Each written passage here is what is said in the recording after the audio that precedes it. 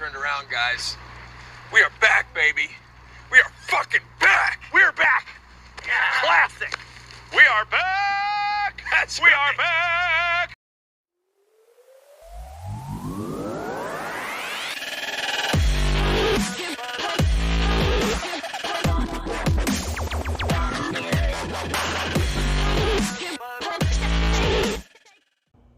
Welcome to Kyle Anthony's UFC Betting Show. I am Kyle Anthony, and welcome to the podcast. Welcome to the prediction show for UFC on ABC1, Max Holloway versus Calvin Kattar. We're going to talk two free plays that we have on this card. We're going to talk main event. Also have a prop that I want to talk about on the Carlos Condit versus Matt Brown fights. We're going to talk about that. But Happy New Year. It's a new year. I know we're already into January. First card of the year. Excited about it. Really had a great year. I know I don't got to go into it all in detail of last year, but 2020 was a monster year for subscribers, clients, all around. Ended the year plus 84.56 return on investment. Actually ended with also 67% winner on my client plays. And that gave me the title for MMA Capper at Wagertalk, #1. And that also made me #3 out of all cappers, all sports, basketball, baseball, soccer, table tennis, Russian ping pong, I don't know. But all of those together, overall, I was #3. So again, doesn't mean you have to do those major sports to bet and make money. You gotta find the right spots, and you gotta place smart wagers.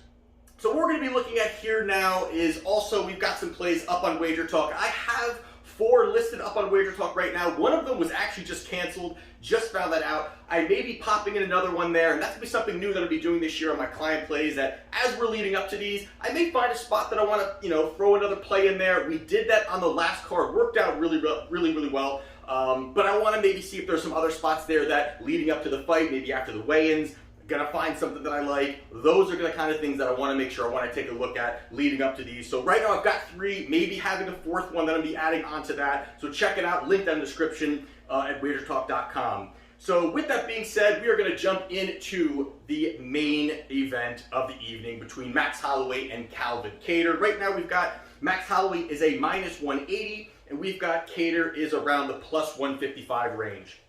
So like we always do here, we go down 3 fights for each fighter, see what we see what we like, and see if one fighter can expose the other, and if it makes sense to place a wager. So what we're going to be doing here first, we're going to talk about Max Holloway, -180 roughly around, and 3 fights ago he fought Frankie Edgar. Now this was coming just after he fought Dustin Poirier. This was a fight where he moved up in weight, wanted to get that title shot, wanted to fight Khabib, wanted to, it looked like, since Max was such a destroyer in his division, wanted to move up. And Poirier really poured it on him, beat him up, really was able to kind of walk through a lot of Max's punches. This is Max going back to his normal weight, fighting Frankie Edgar here, and was it going to be more of a hangover after losing that fight? But this was a spot here, he really just pieced up Frankie Edgar. I mean, Frankie Edgar, from beginning to end, very early on in that fight, Frankie pushed forward, he was looking to, cut distance, maybe look for the takedowns, utilize some of his wrestling, some of his grappling. He's a brawler mentality, kind of moving forward there. And Max right away kind of, allowed Frankie to kind of do what he does, kind of, trying to push forward. But as soon as Max got that range, it was pretty much all over. I mean, it was just a dominant performance from Max Holloway from beginning to end. Going out there, working his ankles, working good striking, high volume. And in this fight here, it was, the takedown percentage was, Frankie Edgar was 1 for 14 on takedowns in this 5-round fight. I mean, that is just really shows that, Max Holloway has really great takedown defense, but overall skill set there. He's just able to kind of keep him on the outside, utilize his range, outlanding Frankie overall. And really, Frankie was doing this lunging kind of forward movement. Was not able to really cut that distance, find the opportunity to kind of get him up against the cage. The only time he took him down was really where Max kind of looked to really, lay it on him. He had hurt Frankie, was looking to really kind of opened it up a little bit. That's where Frankie got the takedown. But really quickly, Max was able to kind of get back up, get back to his feet, and ended up, securing, getting back to standing. But this was a unanimous decision victory for Frankie. I'm sorry, for Max Holloway. He goes out there, gets the victory, and moves on. And then he went up there and he fought Alexander Volkanovski. Now, this was a title fight here that, I'm not going to dive too much into this one. I really want to kind of dive in more into that second time that he fought Volkanovski. But this first time that they fought, I mean, it was very interesting because a lot of people we hadn't seen, Max Holloway really kind of fight through adversity as much, of course, against Poirier in a division above, but in his own division, he had been the kingpin for a while. He really had a great skill set that nobody could really kind of figure out. And really with Volkanovski, early in this fight, a different kind of style that he right away said, I am going to just chop at your legs. I'm going to go out there. I'm not going to allow you to kind of get your movement, get your, into your rhythm. He was firing hard leg kicks from beginning of that fight. And I think that was something that totally took Max out of his game. I mean, you could tell he was hurt. You could tell even in certain spots he was quickly switching to, changing his stance to kind of have that front leg that was getting chopped, pushing it to the back, not allowing Volkanovski to really chop away, and you could tell that the offense was different. You could tell that Max was hurt. You could tell that he was out of just rhythm overall, but really there was not much that I thought, although the scorecards may say that it was a pretty closer of a fight than it was, I really saw it at almost an easy 3-2 to possibly a 4-1 for Volkanovski all around. I mean, there wasn't much that he do. Even the forward pressure, and even the thing that, it kind of took Max out of rhythm was the walking him down. He was not scared of the punches. He was not scared of the power that Max has. Max is a big volume guy. He's going to push a lot of volume out, and that's really where he's going to have the success. We're just kind of pouring it out. Yes, he's finished some fighters back, but this was something where really Volkanovski, who was a big guy, was able to kind of take those shots and say, I'm willing to take that to kind of push forward and land a big shot. He goes out there, he does lose. Max Holloway does lose his title in that fight. It was, a fight where, again, I thought that it was pretty easy decision for Volkanovski in that fight.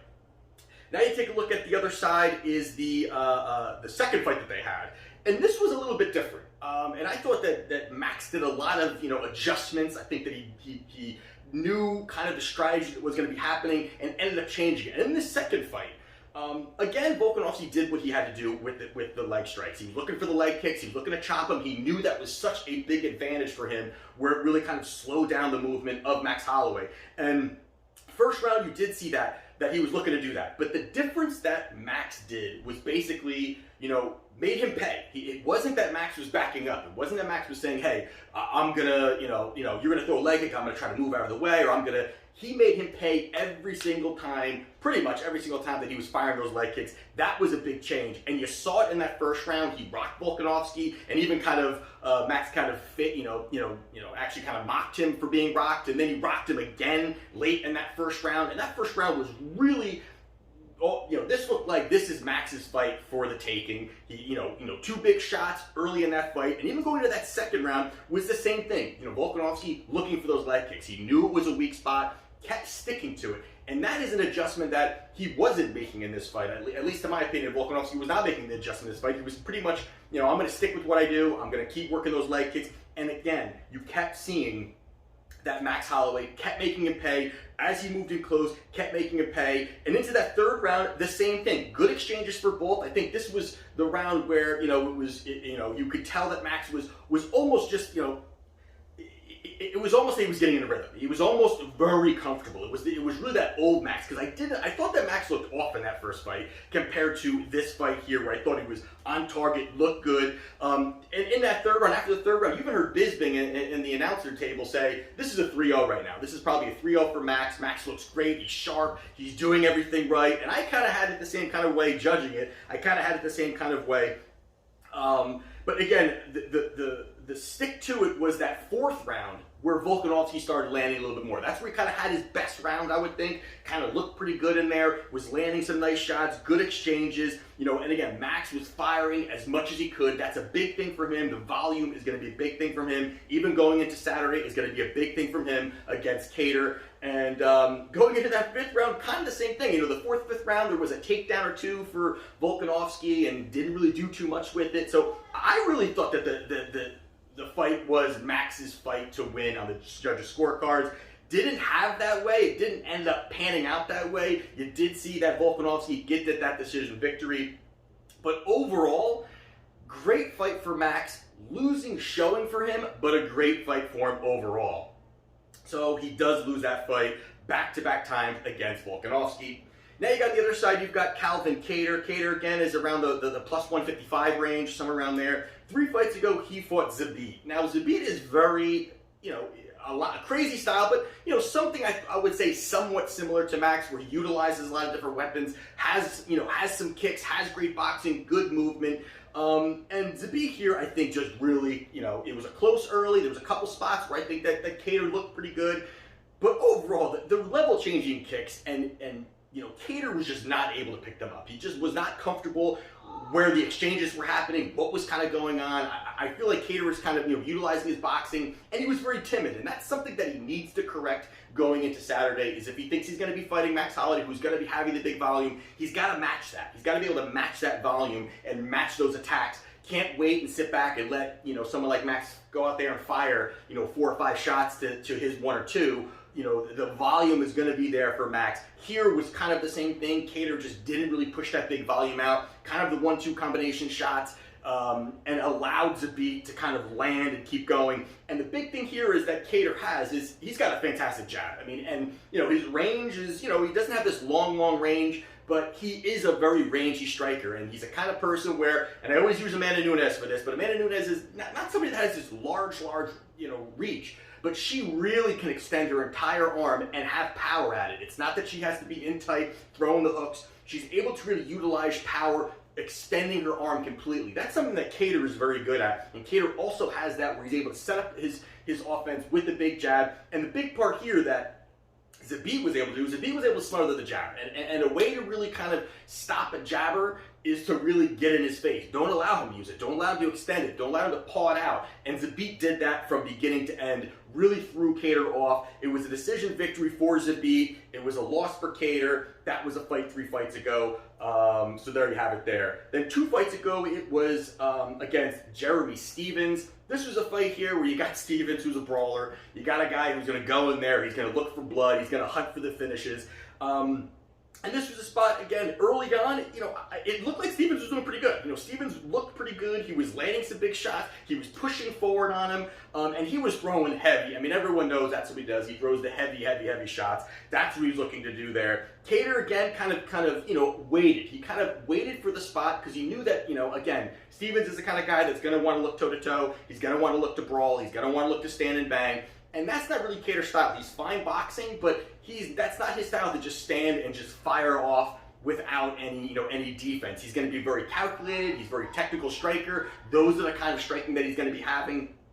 And this was a spot where he was mixing it up nicely. And then it started to go the other way. And then there were some nice shots. He ended up kind of rocking Stephens a little bit. But then the inside elbow, which completely just flatlined Stephens, put him to his back. Fight over, knockout victory, says a lot the way that he was able to finish Stephens right there. Stephens doesn't have, obviously, the big arsenal that you're going to see from Max Holloway, but he looked good in that spot and goes out there, gets the victory, a 2nd-round knockout for Calvin Kattar. And then most recently, he fought Dan Ige. Now, this was one where I thought Ige would really give him a lot of problems going into this fight. There was, the takedown ability, kind of changing it up. Ige does have, some good stand-up game, but he can mix it up pretty well with some wrestling. Got the wrestling background. Thought that would really kind of, maybe rattle Kattar a little bit, taking him out of his element. But this was a spot here where you saw how, the slick boxing. I thought it was the best showing that Kattar's had, where he was really outside boxing, utilizing the jab. You could easily see who had the better striking. I mean, it was pretty far in between, where you could even see Ige. Ige was shooting for those early takedowns, wasn't able to do it, fending them off, moving to the outside. And again, the same kind of thing, where if you couldn't cut that distance, you see a fighter kind of lunge. They're allowing themselves to be hit because they can't get that rhythm, they can't get that movement. They go, they fire, they look for the big shot, and that's not going to win you fights unless you can land a big bomb. But that's not going to win fights. Kattar's very technical, very sound when it comes to his defensive side as well. Goes out there, looked fantastic there from beginning to end. It was a great showing for him overall. And again, you saw the jab. You saw the way that he was able to set that up, and the jab just was, and it's not just he's pawing out there. It's a stiff jab, and then he follows up. And when he lets those hands go, and you did see in this fight, he did a little bit there where, he lets those hands go. His combinations are extremely fast, quick developing, and, he's able to kind of bounce in and out, and you saw it there. He beats Dan Ige via decision, unanimous decision, so there you have it there. So now, we will look now, so with that all being said, the big thing here, obviously, you've got Max Holloway, who is past champion, versatile striking, has the weapons, has faced the upper echelon of fighters, high volume striker. That's a big thing too. You're going to see, again, big volume, not scared to go out there, has some finishing power, but again, the volume, he's kind of, kill you with a barrage of shots over time. He's not going to have that one big knockout shot, but he can really just kind of melt you with big volume. And I think the one thing that Max does that is something that I think that he will have a little bit over Kattar is the fact of his fight IQ. I think Kattar definitely has, some fight IQ there, but I think Max Holloway has a phenomenal fight IQ. And the big thing that he does, and you've seen him kind of do in other fights, is, that first round, or maybe not the whole first round, but part of that first round, and, he is not scared to kind of sit back and see the movement, see the strikes, kind of start to calculate how he can actually defeat his opponent. He's not going out there right away and, let's go. He's comfortable taking his time. And that could be something that either could help or hurt Kattar, because Kattar may be able to find, he's a kind of guy too that is a little bit slower of a starter, may help him in a way, but that's something that Max Holloway is very good at, to kind of start to pick up tells, pick up the feints, pick up what he's trying to do, any of the tricks that his opponent's trying to do. Max is very good at that. On the other side, you've got Kattar, high-level boxer, fast developing combinations, rangy jab. That's going to be a very big part of his offense on Saturday. Good footwork and good counter striker. You definitely see some counter striking ability for him. The way that he kind of moves around the cage, waiting for the offense to come towards his way, and he's able to find the openings coming back.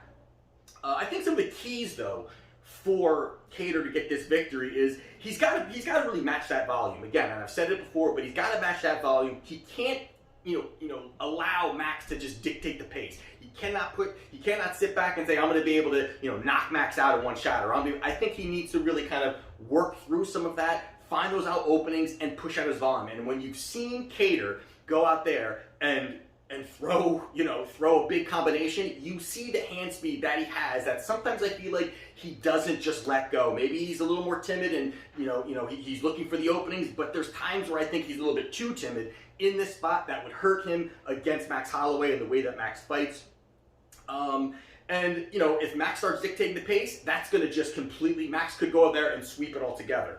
The big part here for me is the difference maker is just the way that Max fights. Now, a lot of the guys that I think that a vulnerability on Kattar is Kattar's not good with pressure. He's seen the part where Kattar is a little bit off. He likes to, circle. Even when there's pressure coming his way, he kind of pushes over to the other side, and kind of rolls back out and wants to get back into the center. Does not want to be in a grappling situation. And Max Holloway is also kind of comfortable with that. He's comfortable, being in the center of the cage. He's not looking to clinch really too much. This whole fight, I believe, is going to be completely, a kickboxing match. You're not really going to see takedowns, I don't think, in this fight at all. Both of them are going to want to stand. They both believe in their striking. That's what you're going to see. I think that really helps Kattar in this spot, because he's not going to have to worry about the big push forward on him. He's going to be able to be in the pocket, be at boxing range, be able to utilize some of his striking from a range, not have to worry about level changing, not have to worry about, that push forward, the clinch, a takedown. I think that really helps Kattar compared to Max Holloway. That's the way that I look at it there. I think, again,